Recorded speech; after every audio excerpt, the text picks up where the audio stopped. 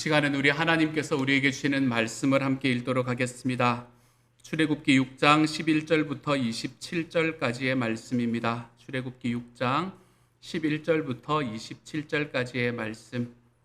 조금 길지만 한 절 한 절이 그렇게 길지 않으니까 우리 같은 목소리로 한번 읽어보도록 하겠습니다. 같이 한번 읽어보도록 하지요. 시작.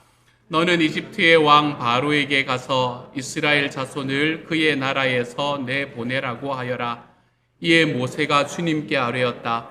이스라엘 자손도 저의 말을 듣지 않는데 어찌 바로가 저의 말을 듣겠습니까? 저는 입이 둔하여 말을 할 줄 모릅니다. 주님께서는 모세와 아론에게 이스라엘 자손을 이집트 땅에서 인도하여 내라고 명하셨는데 이 사실을 이스라엘 자손에게도 알리고 이집트 왕 바로에게도 알리라고 모세와 아론에게 명하셨다. 모세와 아론의 조상은 이러하다. 이스라엘의 맏아들 르우벤의 아들들은 하녹과 발루와 헤스론과 갈미인데 이들이 르우벤 가문이다. 시므온의 아들들은 여무엘과 야민과 오핫과 야긴과 소할과 가나안 여자가 낳은 사울인데 이들이 시므온 가문이다. 레위의 아들들의 이름은 그 태어난 순서대로 게르손과 고핫과 무라리인데 레위는 137년을 살았다. 게르손의 아들들은 가문별로는 림니와 시므이이다. 고하스의 아들들은 아므람과 이스할과 헤브론과 우시엘인데 고하스는 133년을 살았다. 무라리의 아들들은 마흘리와 무시이다. 이들이 세대별로 본 레위 가문이다. 아므람은 자기의 고모 요게벳을 아내로 맞아 아론과 모세를 낳았다. 아므람은 137년을 살았다. 이스할의 아들들은 고라와 넷과 시그리이다. 우시엘의 아들들은 미사엘과 엘사반과 시드리이다. 아론은 암미나답의 딸이요 나손의 누이인 엘리세바와 결혼하여 나답과 아비후와 엘르아살과 이다마를 낳았다. 고라의 아들들은 아실과 엘가나와 아비아삽인데 이들은 고라 가문이다. 아론의 아들 엘르아살은 부디엘의 한 딸과 결혼하여 비느하스를 낳았다. 이들이 다 가문별로 본 레위 일가의 조상이다. 이스라엘 자손을 부대별로 편성하여 이집트 땅에서 인도하여 내라는 주님의 분부를 받은 이들이 바로 이들 아론과 모세이고 이집트의 왕 바로에게 가서 이스라엘 자손을 내보내 달라고 말한 이들도 바로 이들 모세와 아론이다. 아멘. 말씀이 길고도 좀 어려웠지요. 용서를 구합니다. 제가 예배 시작 전에 저라도 잘 읽어야지 해서 열심히 연습을 했는데 그랬던 저도 틀리는 이름이 있는 것 같아요. 하지만 제가 이 본문을 읽어야 오늘 제가 여러분과 함께 여러분께 드리는 말씀이 이해가 될 것 같아서 어쩔 수 없이 이 발음하기 어려운 이름이 많은 이 본문을 여러분과 좀 선택을 하게 되었습니다. 이스라엘 백성들의 차가운 반응과 그리고 바로의 거절, 이 두 가지를 동시에 경험한 모세는 낙심하는 가운데에서 그의 삶의 고질적인 문제 속으로 다시 한번 빠져들어갑니다. 그게 무엇인가 하면 모세는 자기의 삶에서 힘이 들 때마다 뭔가 이거 안 될 것 같은데 라는 이야기가 생길 때마다 꼭 이 이야기로 들어가는 걸 봅니다. 어떤 이야기를 하나요? 저는 입이 둔하여 말을 할 줄 모릅니다. 이 이야기로 다시 한번 들어갑니다. 일이 암초에 부딪힐 때마다 버릇처럼 나오는 모세의 말입니다. 여기는 무슨 이야기가 들어있나요? 나는 말을 못하는 사람이니까 다른 사람을 보내십시오. 이 이야기가 여기에 들어가 있는 말이지요. 이것은 진짜로 겸손으로 사양하는 마음으로 하는 말입니까? 그렇지 않습니다. 이거는 불안하다는 이야기이지요. 내가 하나님의 말씀을 받고 사명을 받고 이 사람들에게 전했는데 이 인간들이 내 말을 듣지 않다니 자존심이 상했다는 이야기이지요. 그런데 그 다음에 나오는 말씀의 흐름이 조금 이상합니다. 모세가 내가 이제 하나님 앞에 하나님 말씀 못 듣겠습니다. 내가 하나님 앞에 못 서겠습니다. 아유, 그거 나는 못할 것 같으니까 다른 사람에게 맡기세요. 라고 이야기를 하고 난 직후에 갑자기 등장하는 게 족보입니다. 족보. 오늘 우리가 읽었던 족보가 등장을 합니다. 우리가 전체적인 문맥을 살펴보면 여기에서 족보가 등장해야 될 이유가 하나도 없는 것 같습니다. 오히려 전체의 흐름 안에서 이 족보는 흐름을 깨는 것 같이 느껴지는 그런 본문이에요. 이 이야기는, 모세의 이야기는 6장 13절의 말씀에서 7장 8절로 바로 넘어간다고 해서 하나도 이상할 것이 없는 것 같습니다. 요렇게요. 우리 같이 한번 연결해서 한번 읽어봅시다. 6장 13절과 7장 8절을 연결해서 읽습니다. 시작. 주님께서는 모세와 아론에게 이스라엘 자손을 이집트 땅에서 인도하여 내라고 명하셨는데 이 사실을 이스라엘 자손에게도 알리고 이집트 왕 바로에게도 알리라고 모세와 아론에게 명하셨다. 주님께서 모세와 아론에게 다음과 같이 말씀하셨다. 어떻습니까? 앞에 있는 지금까지 나왔던 이 모든 족보가 싹 다 빠진다고 하더라도 문맥상, 흐름상 아무런 문제가 없어 보이지 않습니까, 여러분? 그런데 그렇다면 왜 여기에 족보가 이렇게 길게 기록되어 있을까요? 왜 아무 의미가 없어 보이는 족보의 이야기가 이처럼 길게 우리에게 나오는 것일까요? 여기서 나오는 족보는 본문의 흐름을 방해하는 것이 아닙니다.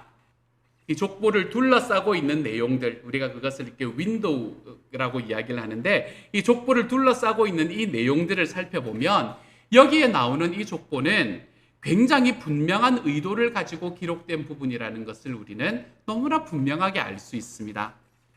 문제는 여기서 우리가 하나님의 어떤 의도와 교훈을 발견할 수 있는가, 이게 문제인 거죠.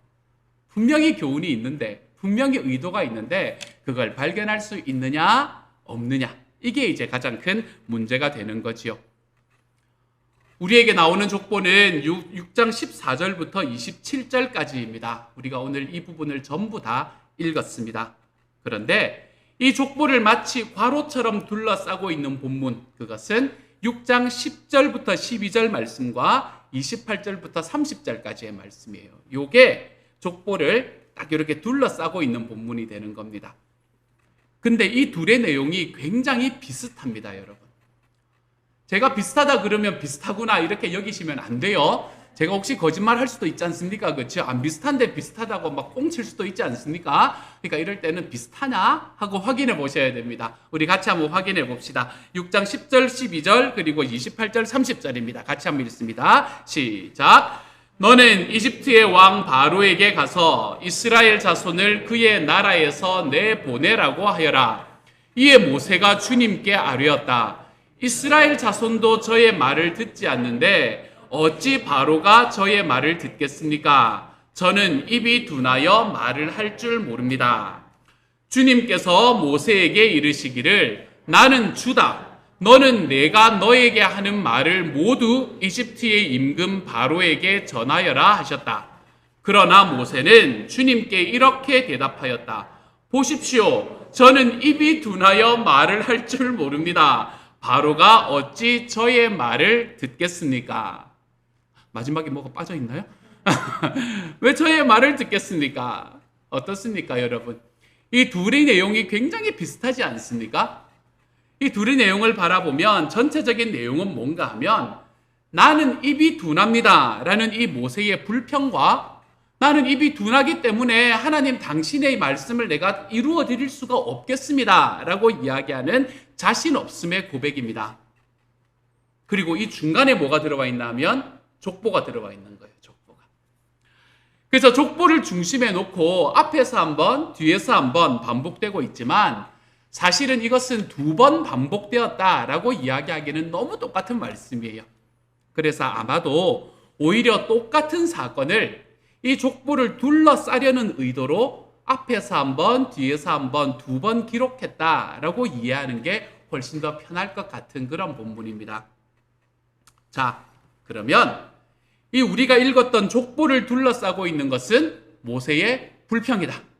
나는 입이 둔해서 하나님 당신의 일 못하겠습니다 라고 이야기하는 모세의 불평이다 라는 것을 기억하고 우리가 이 족보의 내용을 좀 자세하게 한번 살펴보도록 하십시다. 제일 먼저 우리가 읽었던 본문에서 보게 되는 것은 이 족보가 결코 12지파의 어른들 전부에 대한 족보가 아니라는 사실입니다. 우리 다음 페이지를 그냥 넘겨만 주세요. 족보는 처음에 이 야곱의 장자인 르우벤 그리고 시므온의 자손들을 썼고 그리고 세 번째 아들인 레위 지파를 그 뒤에 이어오게 만듭니다. 이 순서니까 너무 괜찮아요. 첫째 아들, 둘째 아들, 셋째 아들이거든요.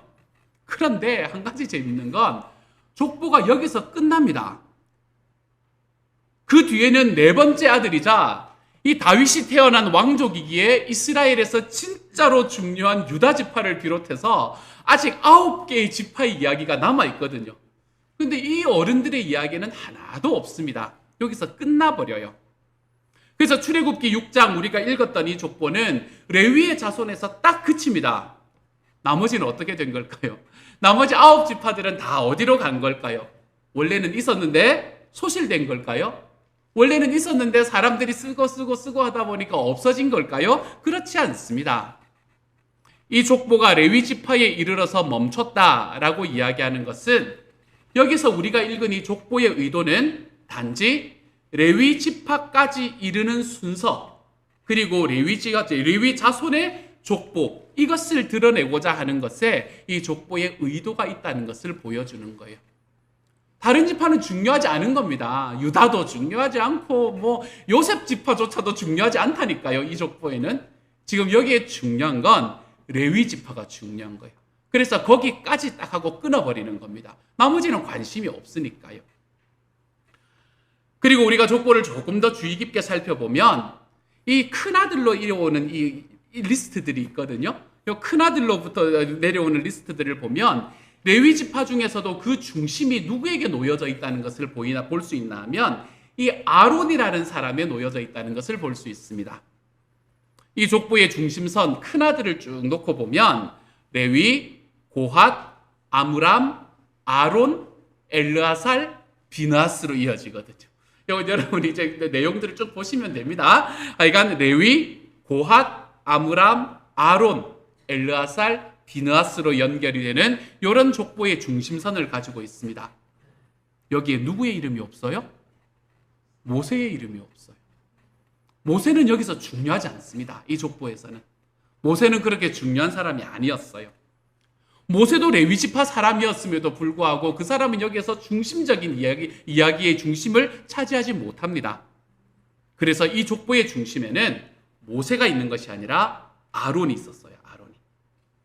특별히 26절의 말씀에서 이스라엘 자손을 부대별로 편성하여 이집트 땅에서 인도하여 내라는 주님의 분부를 받은 이들이 바로 이들 아론과 모세이고 라고 하는 이 말씀을 통해서 이 말씀을 볼 때에도 아론이 모세보다 앞서 있는 것은 이 족보의 중심이 아론에게 놓여져 있다라는 것을 강조하는 이야기가 되는 거죠.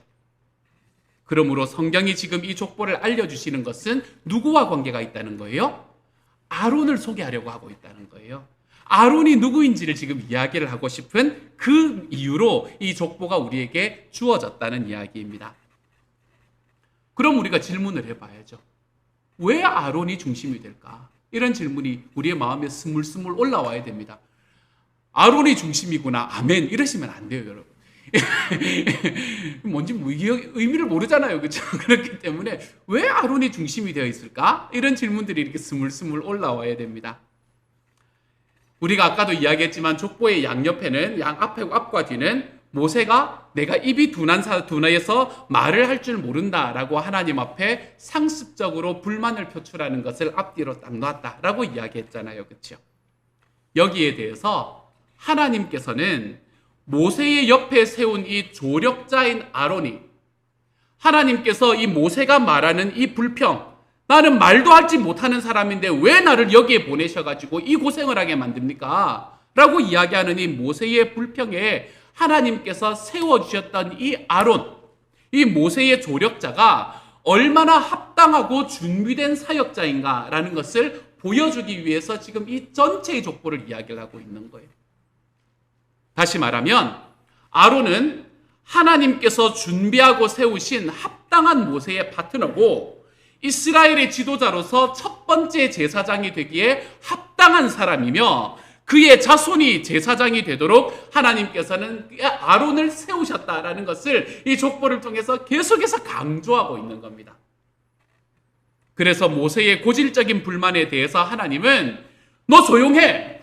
무조건 가야지! 그러면 안 되지! 이렇게 이야기하는 것이 아니고 입이 둔한 모세에게 가장 합당한 사람인 아론을 붙여주심으로써 모세를 격려하시고 그 일을 계속하게 만드는 바로 그것을 우리가 이 족보에서 볼 수 있게 된다는 거예요. 하나님은 이런 분이십니다. 아론은 비록 자기의 동생이었지만 이스라엘의 지도자로 부름받은 모세와 평생 함께하면서 그 모세의 입이 되어 그의 부족함을 채우는 사람, 그 사람이 바로 아론이었던 사람이에요.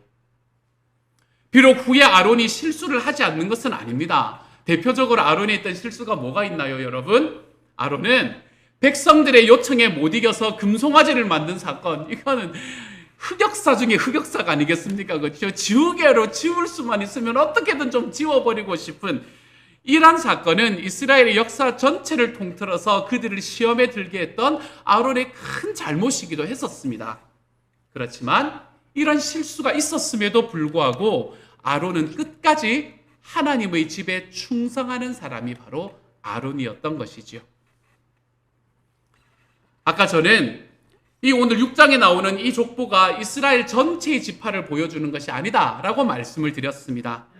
레위 지파에서 멈춘 것을 보면 이 족보의 중심이 되고 있는 아론뿐만 아니라 그의 출신인 레위 지파가 이 이스라엘의 역사에서 차지하는 비중이 얼마나 큰가라는 것을 또한 강조하고 있는 것 같아요.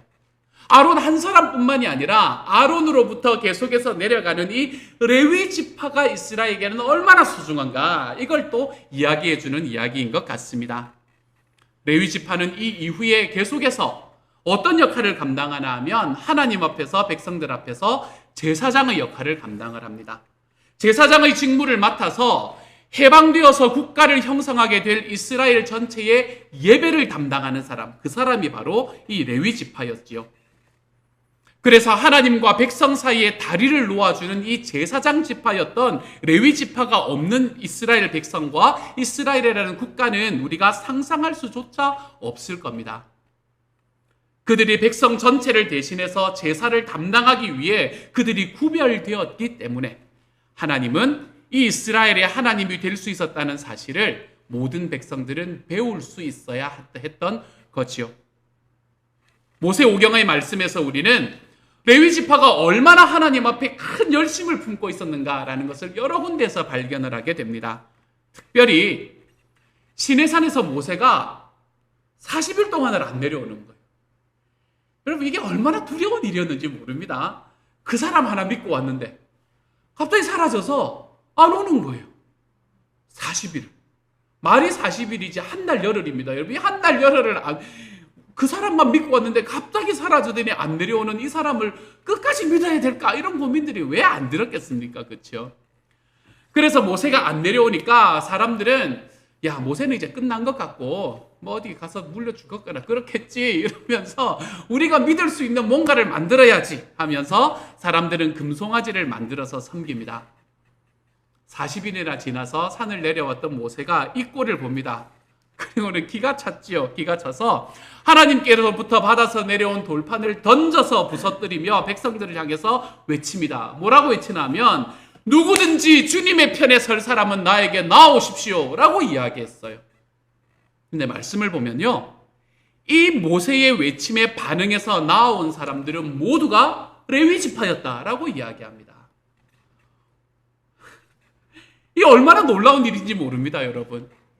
그들은 모세의 명을 받아서 금송아지 섬기를 섬긴 주역들을 칼로 심판하는데 그날에 3,000명이 죽었습니다. 그렇지만 이들의 열심으로 인해서 또 모세의 간절한 중보기도로 인해서 이스라엘 백성은 다시 하나님 앞에 받아들여지게 되었다라고 성경은 우리에게 기록하고 있지요.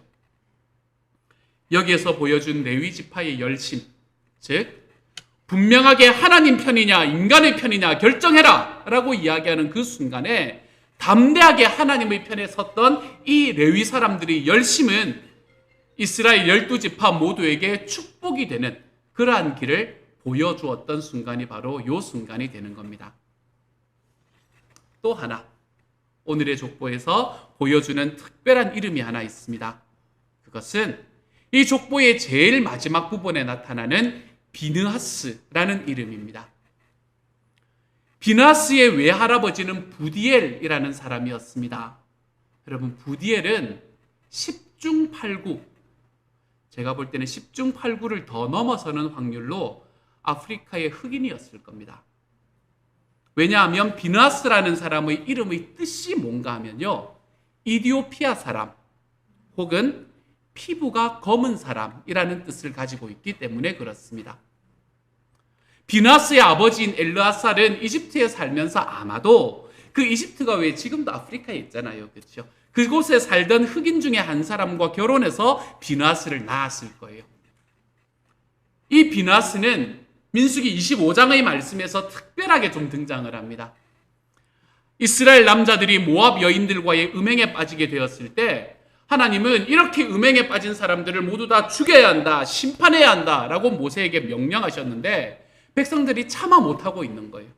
참아 못하면서 그 일로 인해서 회막문에 앉아서 펑펑 울고 있는 그런 상황이었습니다.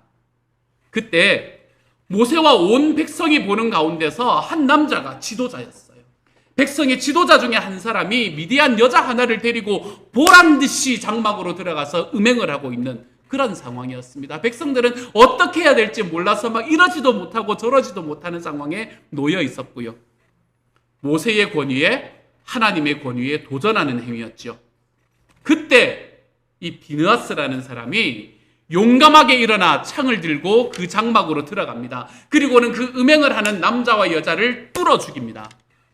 그리고는 하나님이 이 사건을 인해서 비느하스를 칭찬하시며 그와 특별한 언약을 세웁니다. 그것이 민수기 25장 11절부터 13절에 나오는 말씀이에요. 함께 한번 읽어보십시다. 같이 읽습니다. 시작. 아론의 손자이자 엘르아살의 아들인 제사장 비느하스가 한 일을 보아서 내가 더 이상 이스라엘 자손에게 화를 내지 않겠다. 그는 이스라엘 자손이 나 밖의 다른 신을 섬기는 것을 결코 용납하지 않았다. 그러므로 나는 이스라엘 자손을 홧김에 멸하는 일을 삼갔다. 그러므로 너는 내가 비느하스와 평화의 언약을 맺으려 한다고 말하여라. 그와 그 뒤를 잇는 자손에게 영원한 제사장 직분을 보장하는 언약을 세우겠다. 그는 나 밖의 다른 신을 섬기는 것을 용납하지 않았고 그렇게 함으로써 이스라엘 자손의 죄를 속해 주었기 때문이다. 아멘. 비느하스는 이처럼 하나님의 열심, 하나님의 영광을 위한 열심에 자기 자신의 삶을 드릴 줄 아는 사람이 되었습니다. 그는 그래서 죄가 무섭게 이스라엘 백성 가운데로 뚫고 들어오는 것을 자기의 온몸으로 막아낸 사람이 된 바로 그 사람이 이 비느하스라는 사람이었죠. 그래서 비느하스는 첫 대제사장인 아론에서 그 아들 엘르아살에게로 이어졌던 대제사장의 주기를 그 다음에 손자의 자리에서 이어받는 굉장히 중요한 인물이 됩니다. 그래서 이스라엘 백성이 가나안에 들어간 후에도 대제사장으로서 매우 중요한 일을 감당하는 사람이 되었지요. 이처럼 우리가 읽었던 이 출애굽기 6장의 족보는 하나님의 영광을 위한 그 열심으로 주님께 보인 이 비느하스라는 인물을 그 족보의 마지막에 딱 넣음으로써 마무리하고 있는 것을 봅니다. 그런데 있잖아요, 이 족보가 레위 지파와 아론을 중심으로 이 족보를 좀 이해해 보면서 레위 지파가 가지고 있었던 그 열심, 하나님께서 세운 이 모세의 동력자인 아론이 가지고 있는 이 자격들, 그리고 하나님 앞에 하나님께서 자기에게 주시는 열심으로 이스라엘에게 죄가 뚫고 들어오는 것을 온몸으로 막아냈던 이 비느하스의 열심, 이러한 열심들이 그 안에서 다 보여지는 족보라고 하더라도 이 족보는 결국에 불완전한 인간의 족보일 뿐이다 라는 것을 동시에 보지 않을 수가 없습니다. 아까 말씀드렸듯이 아론은 평생 충성스러운 사람이었습니다. 그렇지만 그는 금송아지 숭배 사건의 주역을 담당하게 되는 이 수치스러운 실패를 경험하는 사람이기도 했습니다. 그의 두 아들인 나답과 아비후는 하나님께서 명하시지 않은 다른 불을 만들어서 분향함으로 성막에서 하나님의 불을 받아서 죽게 되는 일을 경험하기도 했던 사람이에요. 이 사건을 통해서 하나님께서는 정해진 규례대로 하나님을 예배하고 하나님을 섬기는 것이 얼마나 중요하냐라는 것을 이스라엘 백성들에게 가르쳐 주시기도 하셨지요. 대체로 하나님 앞에서 열심으로 살았던 레위 지파였습니다. 하지만 그들에게도 아픈 손가락과 같은 사건들이 있었어요. 레위 지파로서 아론과 모세의 사촌이었던 오늘의 본문에서도 등장하는 고라라는 사람을 한번 떠올려 보십시오. 그는 출애굽하여 이스라엘 백성이 광야에 있을 때에 따로 당을 짓고 250명이나 되는 지도력 있는 사람들을 선동해서 모세와 아론의 리더십에 대해 반기를 들었던 사람이 바로 이 고라라는 사람이었습니다. 자신의 교만함과 반역된 마음을 보지 못한 그는 오히려 모세와 아론을 가리켜서 너희들이 교만하지 않느냐라고 지적질을 했던 사람, 그 사람이 고라였지요.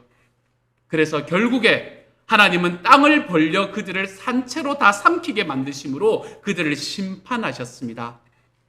이 고라도 레위 자손의 중요한 인물 중에 한 사람이었지요. 그러므로 아론과 레위 지파가 중심이 되어 있는 이 출애굽기 6장의 족보는 이들이 가지고 있는 열심이 하나님 앞에 얼마나 컸느냐라는 것을 보여주기도 했지만 결국에는 불완전한 인간의 족보이기도 하구나라는 것을 우리에게 동시에 보여주는 내용이 되는 겁니다. 자, 여기까지 우리가 이해가 되었다면 그렇다면 이제 결국 그러면 하나님께서 이 족보를 통해서 저와 여러분에게 보여주고자 하는 것은 과연 무엇인가? 라는 것에 대한 생각을 한번 해보십시다. 이 족보는 아까도 말씀드렸듯이 불완전한 인간의 족보입니다. 깨어지기 쉽고 온전하지도 못한 인간들의 족보이지요.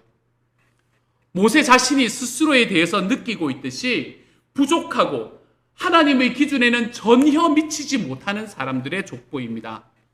그렇지만 동시에 하나님은 이 족보를 통해서 아론이라는 인물을 모세에게 붙여주시는 것이 너무나도 합당하고 정확하신 하나님의 주권적인 결정이다라는 것을 보여주려고 하십니다.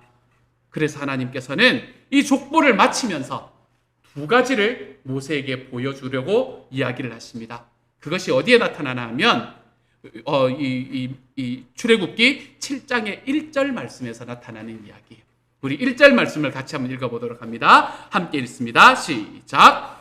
주님께서 모세에게 말씀하셨다. 보아라, 나는 내가 바로에게 하나님처럼 되게 하고 너의 형 아론이 너의 대언자가 되게 하겠다. 아멘. 제가 따옴표만 넣었나 보군요. 보아라, 나는 내가 바로에게 하나님처럼 되게 하고 너의 형 아론이 너의 대언자가 되게 하겠다. 이것이 하나님께서 모세에게 내가 너에게 이렇게 긴 족보를 이야기해 준 이유다라고 말씀해 주고 있는 겁니다. 정리해 보면요, 첫 번째로 하나님은 모세가 바로에게 신이 될 것이다, 이렇게 이야기하고 있는 겁니다. 우리가 읽은 세번역 성경은 영어의 NIV 번역처럼 I have made you like God to Pharaoh라고 되어 있습니다. 다시 한번 해볼게요. 잘 안 되죠, 그렇죠? I have made you like God to Pharaoh라고 되어 있습니다. NIV 번역이에요. 이 무슨 말을 말하나 하면 너가 바로에게 하나님처럼 되게 하겠다, 이렇게 번역을 하고 있는 거예요, 그렇죠? 그런데 히브리어 원문을 보면 여기에 이 처럼이라고 이야기하는 크라는 이 히브리어 단어가 안 들어가 있습니다. 그래서 이것은 뭐라고 직역이 되나 하면 I have made you God to Pharaoh가 되는 거예요. 다시 말하면 네가 바로에게 하나님이 되게 하겠다, 이렇게 말하고 있는 거예요. 하나님처럼 되게 하겠다가 아니라 하나님이 되게 하겠다. 이렇게 말하고 있는 거예요. 하나님은 모세를 바로에게 하나님이 되게 하셨습니다. 다시 말하면 내가 입이 둔합니다 라고 말하는 모세에게 하나님은 내가 너를 통해서 말하고 행동하겠다라고 이야기하고 계시는 거예요. 너 입 둔한 거 그거 신경 쓰지 마라. 그거 아무 문제 안 된다. 내가 너를 통해서 내가 일하고 말할 거니까 걱정하지 마라. 이렇게 이야기를 하고 있는 겁니다. 당시의 모세 시대에 이집트의 통치자였던 바로는 스스로에게 신적인 권위를 부여했던 사람이었습니다. 고대 이집트의 종교적인 전통을 살펴보면 바로는 신들이 몸을 입고 나타난 사람이다. 이것이 바로 바로가 가지고 있는 특징이었어요. 그런데 신들이 몸을 입고 나타난 것 같은 그 바로에게 하나님은 이렇게 말씀하시는 거예요. 그 바로가 신이 아니다. 노예가 된 이스라엘의 목자와 주권자는 그 신적인 바로가 아니라 바로 나 여호와 하나님이다. 이렇게 이야기하시는 거예요.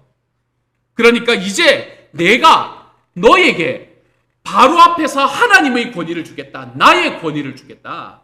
신적인 권위를 입었다고 말하는 바로가 아니라 바로 네가 짐승들과 피조물들에게 명령할 수 있고 심지어는 죽음과 생명까지도 그의 앞에서 주관할 수 있게 될 거다. 마치 나 하나님처럼 말이다. 이렇게 이야기하고 있는 게 지금 하나님이 모세에게 주시는 첫 번째 말씀인 거예요.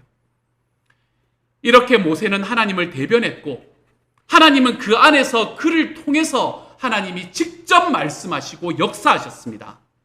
이것이 모세가 바로에게 신이 되게 하겠다, 하나님이 되게 하겠다라는 하나님의 선언의 의미가 되는 거예요. 그러므로 하나님의 권위를 가진 모세가 바로 앞에서 떨 필요가 있을까요? 없을까요? 떨 필요가 없는 겁니다. 전혀 그는 바로 앞에 섰을 때 두려워할 필요가 없는 거였어요. 그런데 바로에게 모세가 하나님이라는 사실이, 하나님이 된다는 사실을 뒷받침해 줄 또 하나의 사실이 놓여져 있습니다. 아까 우리 읽었던 본문에서요.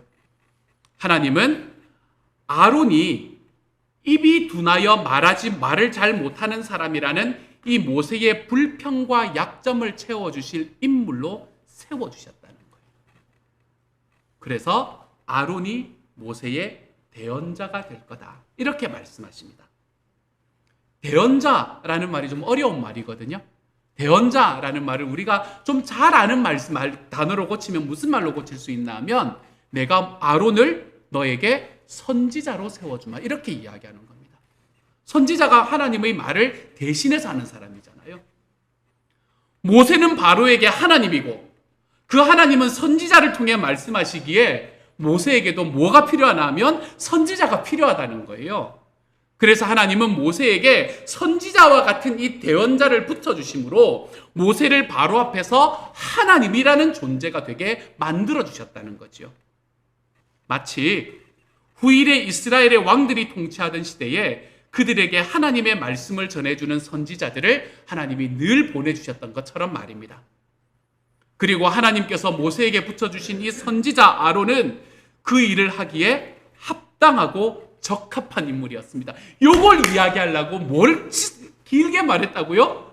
족보를 길게 말씀해 주셨다고요. 아론은 이런 선지자 노릇을 하기에 충분한 사람이다. 이걸 이야기를 해주고 있는 거예요.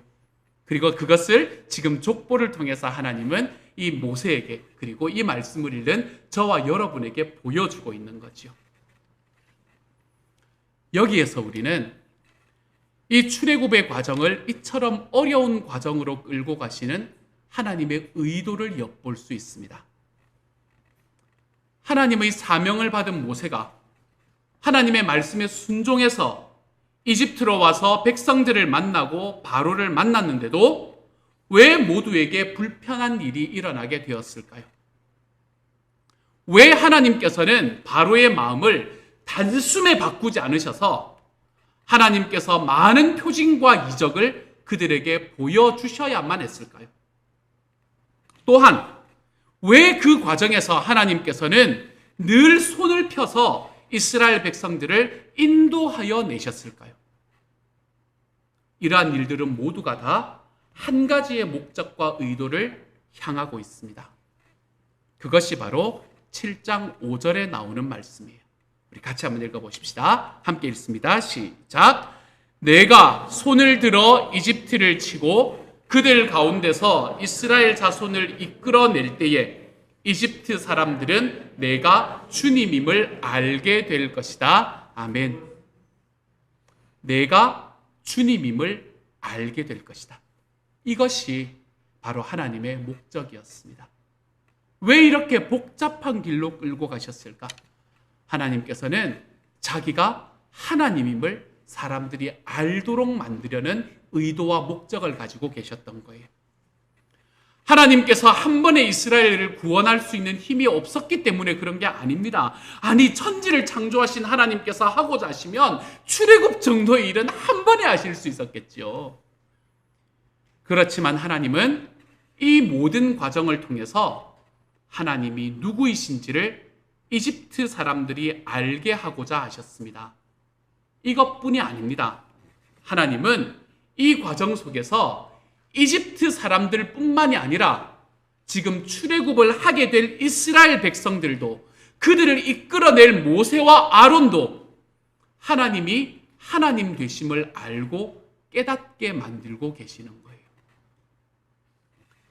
그러므로 우리가 순종의 길을 걷는 중에도 우리의 인생이 왜 이렇게 잘 풀리지 않습니까? 라는 질문이 일어날 때마다 우리는 이 사실을 기억하고 하나님 앞에 좀 엎드려야 합니다. 그 모든 과정에서 우리는, 또한 우리와 함께 있는 사람들은 하나님의 하나님 되심을 경험하는 기회가 되는 순간이라는 것을 우리가 좀 깨달을 수 있어야 한다는 거죠. 자, 그러면 오늘 우리가 읽었던 족보와 그 후에 덧붙이시는 하나님의 말씀을 통해서 하나님께서 우리에게 주시는 교훈은 무엇일까요? 그것은 하나님께서 일을 하시기 전에 먼저 사람을 준비시킨다라는 것입니다. 하나님께서 일을 하시려고 하셨다면 단지 이스라엘 백성을 출애굽시키는 일만이 필요한 모든 것이었다면 왜 40년 전에 모세를 통해서 하시지 않았을까요? 아니, 꼭 사람이 필요한 일이었을까요? 하나님의 일방적인 기적과 능력으로 이집트를 소돔과 고모라처럼 심판하시고 자기 백성을 해방시킬 수는 없었던 일인 건가요? 하나님께서는 출애굽기의 말씀을 통해서 우리에게 철저하게 교훈하시는 바로 그 사실이 있습니다.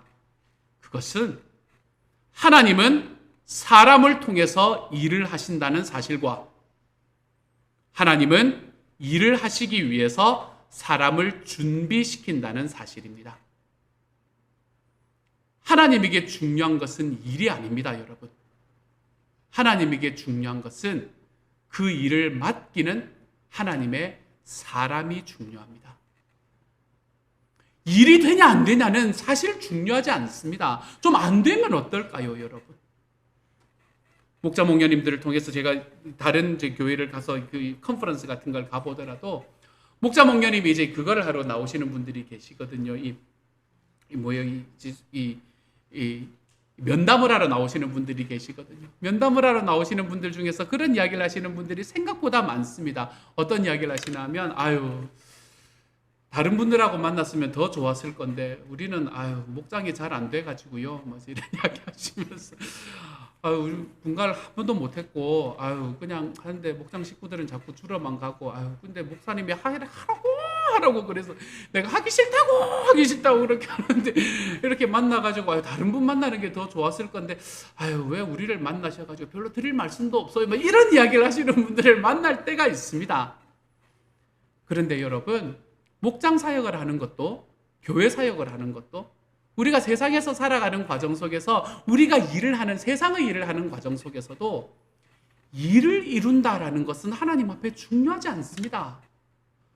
그게 하나님 앞에 중요하면 저와 여러분들 왜 사용하세요? 저는 제가 시온영답교회 목사가 왜 되었을까요? 뭐 일만을 생각한다면 그런 생각을 할 때가 얼마나 많은지 몰라요.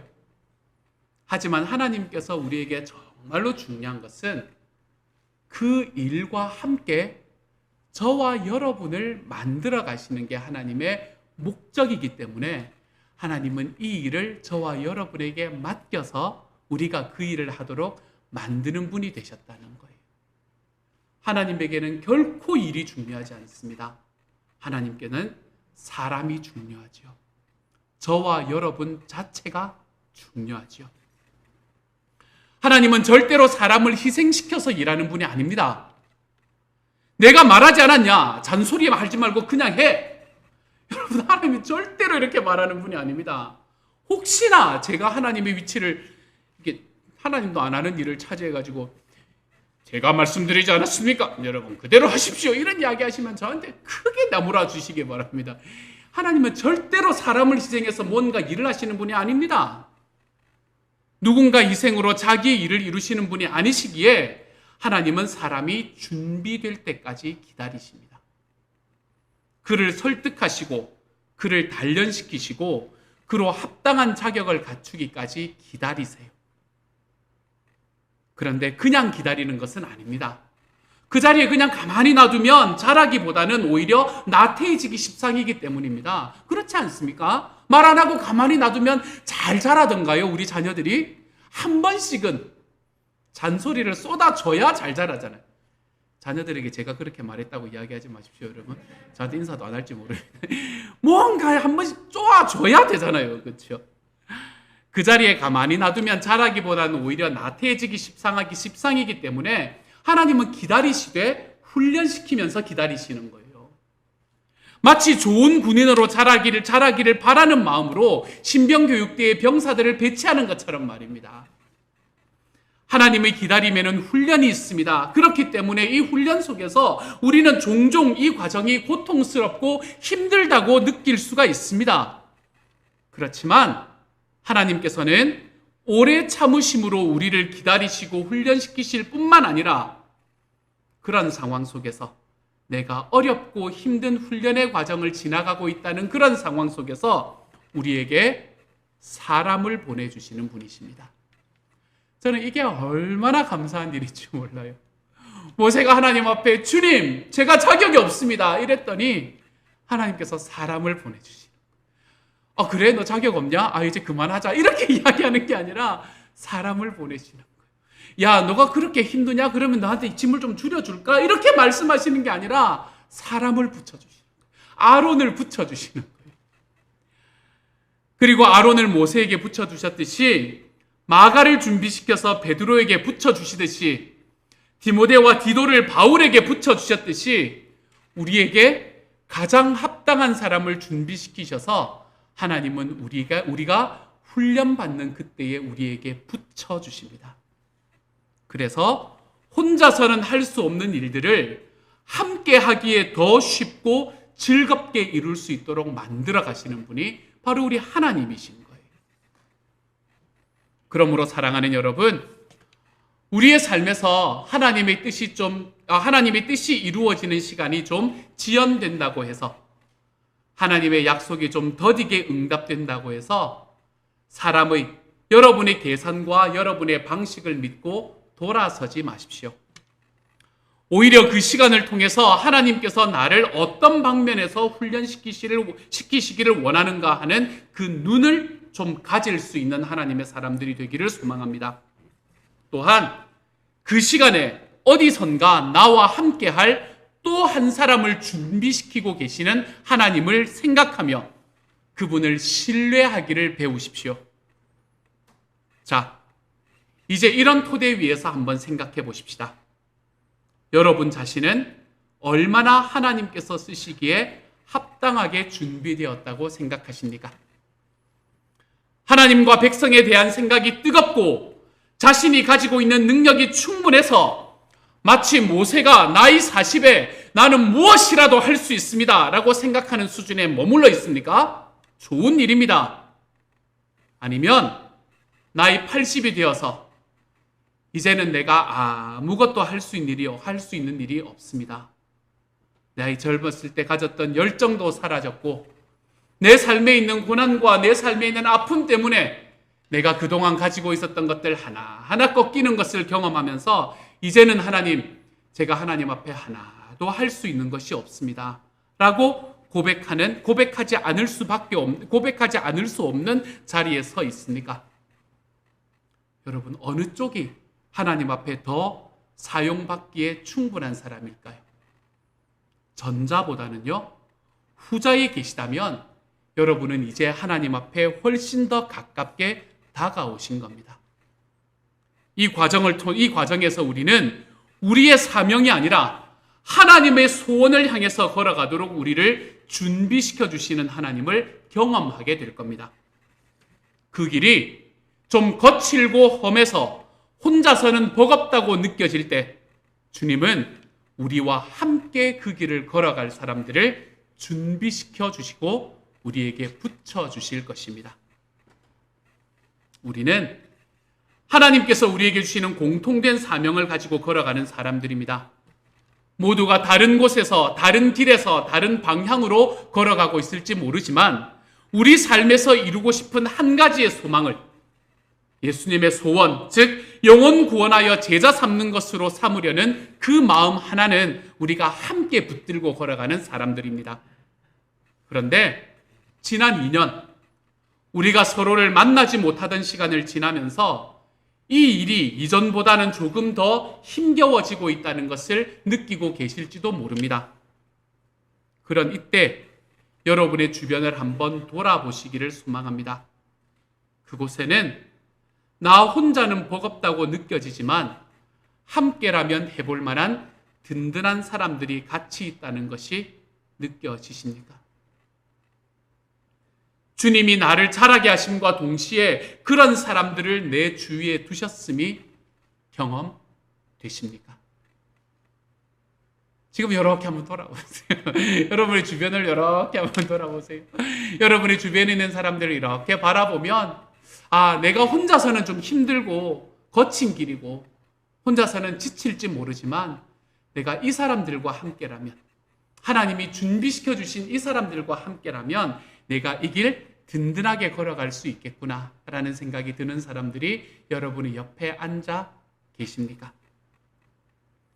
저는 어제 목장의 VIP의 아이가 100일을 맞이한 것을 축복하는 이벤트를 이리저리 꾸미며, 그 VIP는 별로 막 좋아하지도 않는데 이래저래 꾸미고 소망하고 막 이러면 좋겠다 그러고 그런 것들을 꾸미면서 기뻐하시던 한 목자 목녀님을 본 적이 있습니다.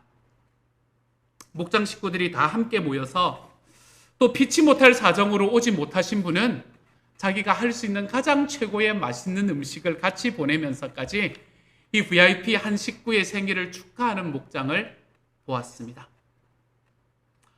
한 분을 위해서는 저 아내와 제가 정성 들여 카드를 쓰고, 저는 카드를 쓰고, 이 한석봉 같네요. 저는 카드를 쓸 테니 당신은 빵을 구우세요. 이제 이런 거였어요.